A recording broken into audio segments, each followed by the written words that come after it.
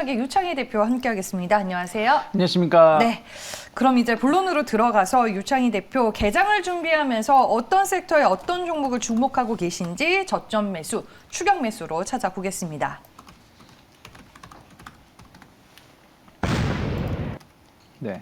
라면 얘기네요. 네. 지금 굉장히 좋아하실 만한 그래요? 네, 종목군들인데 네. 뭐 솔직히 요즘에 뭘 사야 될지 잘 모르겠어요. 무슨 얘기냐면 같은 생각이네요. 태조 이방은 이미 지금 거의 사망 선고 좀 받기 일부 직전이고, 저는 이제 낙폭과대 종목군들 자동차라든지 혹은 뭐 반도체 쪽 매수 가능하다 보고 있는데, 조금 하루 정도는 더 지켜볼 필요가 있지 않을까 생각을 좀 하고 있어서, 그러면 조금 이제 안정적으로 그냥 먹는 종목군들이 좋지 않을까 판단하고 있습니다. 근데 라면 관련된 예를 들어서 오뚜기마저도 최근에 이제 그 가격 인상을 좀 하지 않았습니까? 네. 뭐 그 농심은 가격 인상 진작에 했고. 네, 진작에 했는데 자기들은 아니다라고 했지만 결국에는 추석 지나자마자 인상을 좀 했죠. 그래서 네.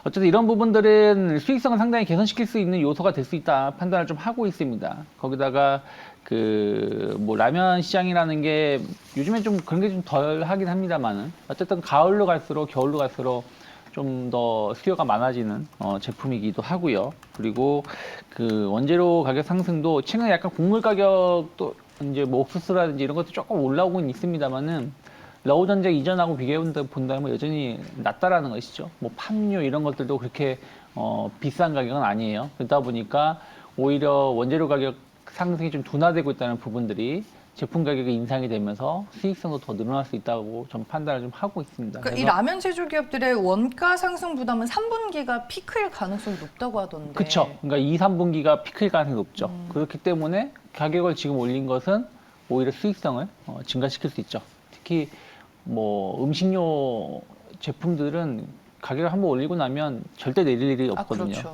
다른 네. 제품들은 내릴 수가 있죠. 뭐 자동차라든지 뭐 IT 기기든 뭐 그때 흐름에 맞춰서 내릴 수 있겠습니다만은 먹는 제품들은 내리는 걸 단 한 번도 제가 본 적이 없었기 때문에 그런 측면에서 보신다라면 뭐 성수기 시즌 진입 또 수출도 잘 된다고 하죠. 항상 올해 보시면 항상 그 라면 관련해서는 계속 수출 증가 최고치를 좀 기록을 했어요. 그래서 뭐 오뚜기, 농심 그리고 삼양식품 여러 기업이 있는데 저는 계속해서 삼양식품 나쁘지 않다 보고 있어요. 주가도 올해 계속 다른 뭐 농심이나 오뚜기 주가가 죽을 때 삼양식품은 계속 우상향 기조를 이어왔기 때문에 저는 뭐 지금 같은 경우 한 10만 원, 11만 원 이하에서는 분할 매수 해볼 수 있는 가격대가 아닐까 좀 판단을 좀 하고 있기 때문에 충분히 저점 매수 할 수 있는 종목이 아닐까 판단하고 있습니다. 네, 라면 섹터를 꼽아주셨습니다. 가격 인상 수혜 모멘텀을 이제 좋게 보시는 것 같고 농심, 오뚜기는 가격을 인상했지만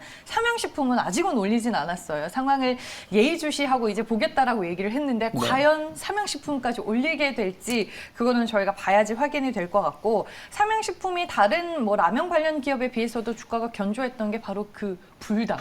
이제 고유 대명사로 꼽히잖아요. 그 불닭 때문에 해외 시장에서 탄탄한 제품력을 또 인정을 받아서 높은 수익성을 기록하고 있는데 여러 가지 모멘텀을 이제 종합해서 11만 원 아래에서는 충분히 매수가 가능하다라고 삼양식품을 콕 집어주셨습니다. 네, 다음은 이제 정태근 팀장의 종목을 들어볼게요. 네, 시장에서는 금리 인상 수혜자라고 얘기를 하는데 네. 저 개인적으로 품절수라고 봅니다. 일단은 시장에서 얘기하는 부분을 먼저 좀 말씀을 드리면 일단은 뭐 아시겠지만 최근에 뭐 미국도 자이언트 스텝을 하고 있는 상황이고 네. 그리고 유럽 쪽 같은 경우도 2023년까지 금리 인상에 대한 얘기가 계속해서 나오고 있는 상황입니다. 그러니까 보통 이제 소위 말하는 1금융권이 시중은행보다는 아무래도 이 금리가 올라가게 되면 금리 변동성은 2금융권, 3금융권을 가지고 더 클 수밖에 없어요. 특히나 뭐 2금융권은 마찬가지라고 보시면 될 것 같고요. 그래서 그러다 보니까 뭐 최근에 푸른저축은행이라든지 그리고 뭐 제주은행 같은 종목들이 좀 부각이 되는 것 같습니다. 그런데 이거는 뭐 눈에 그 표면적인 어떤 핑계고 눈에 안 보이는 부분은 말씀드렸듯이 품절주, 그 부분을 보시면 될 것 같습니다. 유통 가능한 주식이 그렇게 많지가 않아요. 일단은 탑픽주로는 푸른저축은행을 좀 말씀을 드릴 건데 이 푸른저축은행 같은 경우도 그 주요 주주를 포함한 그 최대 주주 지분이 84.5%입니다. 그러니까 유통 가능한 주식이 한 15%밖에 안 돼요. 그리고 이것뿐만 아니라 이제 연말이 되게 되면은 이제 외국인들이 가치 주저앉이 배당주에 좀 관심을 가질 것 같은데, 물론 외국인들이 푸른 저축은행에 관심을 가질지 모르겠지만 이 회사 같은 경우는 작년 기준으로 보게 되면은 순이익률이 37.65%고요. 그리고 최근 3년 동안 배당 수익률을 보게 되면은 6.5%입니다. 상당히 좀 고배당을 할 수 있다고 볼 수 있겠죠. 물론 지금 뭐 은행권에서 뭐 특판 같은 경우 4% 같은 상품들이 나오긴 하지만 그럼에도 불구하고 6.5%는 뭐 높다라 좀 볼 수가 있을 것 같아요. 그래서 일단은 뭐 푸른 저축은행이 최근에도 강세를 보이는 그런 연유라고 좀 보시면 좋을 것 같고요. 그래서 탑픽은 일단 푸른 저축은행 말씀드리겠습니다. 그래서 뭐 매수를 하게 된다라면은 15,500원에서 16,500원 정도 말씀 좀 드려보고 싶고요.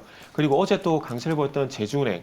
뭐 제주은행은 아시겠지만은 신한지주에서 70% 넘는 지분을 갖고 있는 회사입니다. 그래서 뭐 제주은행 같은 경우도 지금 이제 최대 주주, 그러니까 주요 주주를 포함한 최대 주주 지분이 79.99%더라고요. 그래서 한 80%가량이 이제 유통 안 되는 물량이기 때문에 품절주를 못 껴있다 보시면 될 것 같고요. 그리고 다음으로도 차트 접근이 가능한 종목이 고려 신영정보라는 회사가 있는데 네. 이 회사 같은 경우도 대주주 지분이 51%입니다. 그리고 SCI 평가정보 같은 경우도 57%가량 대주주 지분이 있는 상황들이고요. 그래서 이 공통점이 어쨌든 뭐 핑계는 금리 인상이지만은 그 속을 들여다보게 되면은 품절주가 결국은 이유라고 좀 볼 수가 있을 것 같습니다. 결국 뭐 중요한 건 누군가 사야 되거든요. 누군가 샀을 때 매도가 나오면 안 됩니다. 그런 관점에서 보게 된다라면은 뭐 품절주 관점에서 강세를 보이는 것 같고요. 그리고 뭐 금리 인상 수혜주로 보게 된다라면은 뭐 이게 또 미국의 금리 인상을 하게 되면 또 강달러로 가잖아요. 그러다 보니까 폴라리스 같은 영역은 아니지만 뭐 폴라리스 우노라는 종목도 뭐 강달러 수혜가 예상이 되게 되면서 제가 좀 반등이 나오는데 차트는 우리 이창진 앵커 별로 좋아하지는 않을 것 같아요. 그래서 이 폴라리스 우노 같은 경우도 대주 지분이 37%거든요. 그래서 네. 한번 참고를 해보시면 좀 좋을 것 같습니다. 네, 알겠습니다. 뭐 푸른저축은행, 제주은행을 포함해서 여러 가지 종목들 얘기를 해주셨는데 최근에 뭐 시장 대비해서 상당히 많이 올랐어요. 그래서 추격 매수 관점에서 이 종목을 얘기를 해주셨고 일단 제시해주신 매수 가격 여러분들 투자 전략 세우실 때 한번 참고를 해보시길 바라겠습니다.